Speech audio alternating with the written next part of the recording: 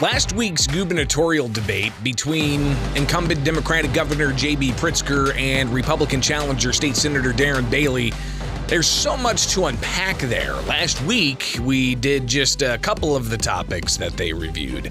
But there were still a lot of other things that they tackled with the moderators in that debate from WGN that was broadcast across the state. They've got another debate coming up later this month. Actually, in about a little over a week, there will be a second debate. I believe this one's going to take place up in the Chicagoland area.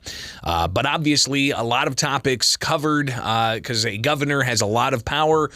They can set certain policies, as we saw in the past 2.5 years with COVID-19. We had Governor J.B. Pritzker use his executive orders, and those orders are still in effect. Here we are now more than 2.5 years into this. But the governor having to address that, talk about budgeting, talk about taxation, a whole host of other things. Abortion was another issue that was talked about at Thursday's debate. And I imagine some of these are going to be talked about again at a debate just over a week from now between Darren Bailey and J.B. Pritzker. But I wanted to dip back into a couple of the other topics that we didn't touch on last week. And one that's overarching, they spent some time on, deals with firearms and individuals' access to firearms. Now, again, just to set the stage here, you have a Second Amendment right in this country.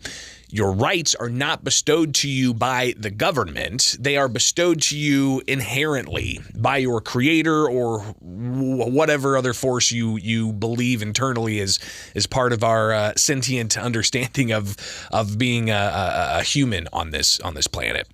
So your rights of free speech, free assembly, those are things not granted to you by government. Those are inherent, as is, according to the U.S. Constitution, the Second Amendment. And that is the right to keep and bear arms. And again, the Second Amendment is a well-regulated militia being necessary for the security of a free state.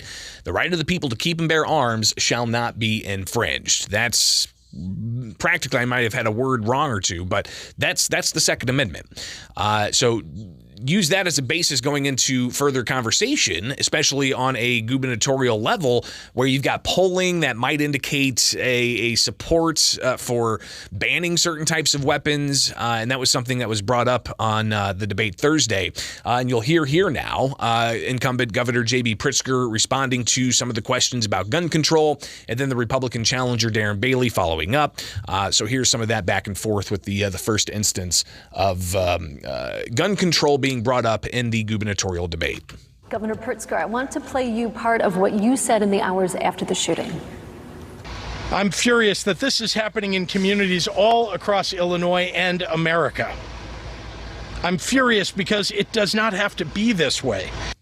Governor, you have called for a national ban. Why haven't you been able to get this done at the state level? You have 60 seconds. Well, there are working groups that are working through this in the General Assembly. Remember, the General Assembly is a co-equal branch of government. They've got to do their work in order for us to actually have legislation.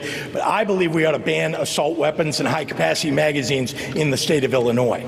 And we should get it done nationally. Because that Highland Park shooting, the mass shooter had 3 30-round cartridges and shot 83 bullets in less than 60 seconds. No one should have that kind of firepower. There's no sporting use for that, no defense use for that.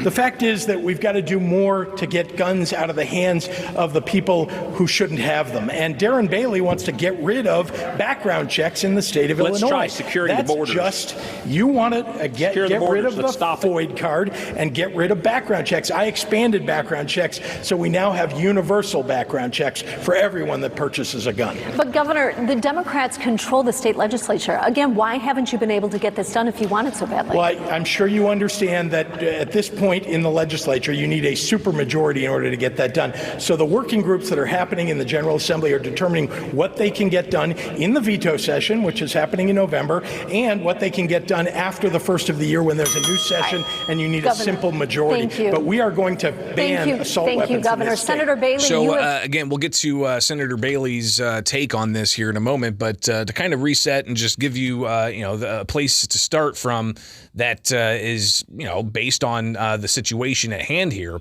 and that is what happened in Highland Park with the shooting on July 4th. And of course, the shooting was a horrible tragedy. 7 people killed, dozens injured. The gunman allegedly had multiple magazines, not cartridges, multiple magazines that he was able to quickly change out and almost rapidly fire upon a crowd from above. It was later found out that even with all of the gun control measures the state of Illinois has, including the firearm owner identification card, that alleged shooter got his FOID card, purchased the weapons legally, despite the local police having sent state police a clear and present danger report on this individual back in 2019. Now, that was brought up briefly, but not even Senator Bailey really hit that specific, that the Pritzker administration failed to keep a FOID card out of this individual's hand despite a clear and present danger report being filed by local police about this individual. So that's, again, we just, make sure we're starting from a foundation of understanding what happened at the Highland Park shooting. But Senator Bailey asked about gun control at the debate on Thursday. Here's what his response was. Would you go against the majority's wishes as governor? Why or why not? 60 seconds for this question. Well, again, it's the General Assembly that determines that. My heart absolutely breaks for everyone that's afflicted by these deaths that are literally happening every day and every week in Chicago in the minority neighborhoods where Governor Pritzker doesn't really care to show up. Illinois has the most restrictive gun laws right now, friends. Take a look at it. We've got everything that we need. The Highland Park shooting, it shouldn't have happened because of the laws that are on the books. But when Governor Pritzker doesn't follow or obey those laws, these things happen. We need a governor who's going to stand up, just like I talked about mental health. We've got these things, mechanisms available, but people don't know because we continue to pass new laws continually all the time. And as per Governor Pritzker's issue about involving the General Assembly, I find it very interesting. He hasn't really cared too much about that 2 years ago since he continues to expand his executive orders every month. It's nonsense. So Bailey taking the chance to pivot a bit there and talk about the governor's use of executive orders during the COVID-19 pandemic. But the conversation was about gun control. And they continued to press Senator Bailey about gun control. But Bailey, instead, he continued to pivot. And here's just some of that and how it sparked a question from the panel to Governor J.B. Pritzker about 2024 aspirations. Here's how that went down. Again, Thursday at the debate from WGN with Republican State Senator Darren Bailey and Democratic incumbent Governor J.B. Pritzker. Do you want to arm all Illinois teachers? 30 seconds, please. Well, first and foremost, that school's not political, and I'm not dragging it into this campaign. Secondly, that would be up to the General Assembly of whether or not they would want to support such a measure and bring it to the attention. And I want to make sure that you understand something, everyone out there. I want to make a commitment to the people right now while we have time, because I want to commit to you that when I get elected as governor, that I'm going to serve all 4 years of my term, that I promise you I will not be running for another elected office. I've signed the People's Pledge promising that I'll do that. And Governor Pritzker, I want to ask you if you're interested in signing that same pledge to commit that you won't run for another office while you are governor. And as a matter of fact, I have the pledge right here if you're interested in signing that. All right, audience, we need you to remain quiet. We need you to response, Senator, are you going to run for president? Senator, so Jennifer and I will ask the questions here, but it is a relevant topic.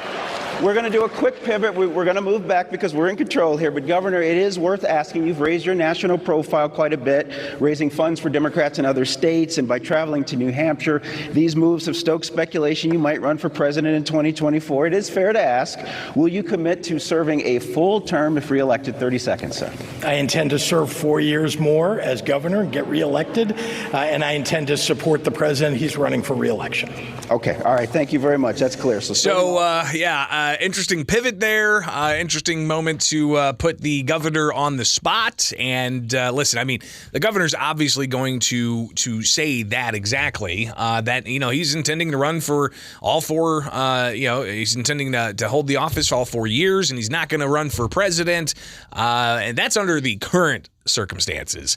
But as we know, life likes to throw curveballs, and things can happen and change people's trajectory, despite their previous trajectory being laid out. So kind of fascinating to see all that. Again, we'll have another debate with Governor J.B. Pritzker and Darren Bailey a little over a week from now, but that was just a couple of other highlights from last week's debate between the two major party candidates. And don't forget, you do have a Libertarian candidate on the ballot, Scott Schluter. He really hasn't shown up in fundraising, and doubt he's going to be part of any of these future debates, but it's important that you know that there are other choices on the ballot for the November 8th general midterm election. It is